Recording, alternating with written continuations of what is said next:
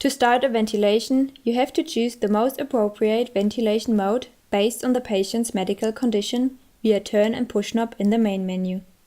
You can choose between the ventilation basic modes: IMV, SIMV, assisted controlled, high frequency oscillation, and non-invasive ventilation.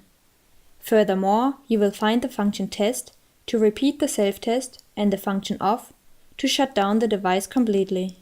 For security reasons, these two functions can only be selected in standby mode.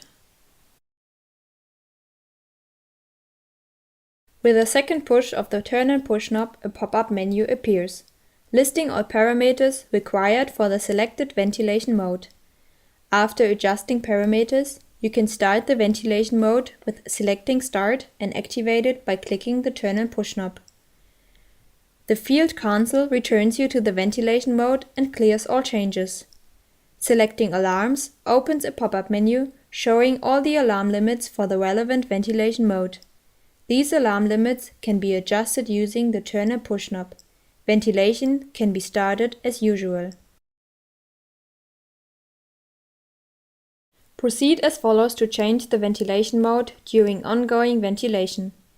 Open the ventilation menu. Select the desired ventilation mode from the menu. Select available ventilation options for the chosen ventilation mode from the submenu and confirm to start a new ventilation mode. After 2 minutes without confirming the parameters, it changes back to the original values.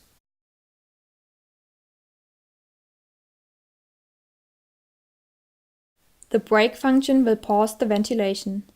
It is intended to briefly interrupt the operation of the device.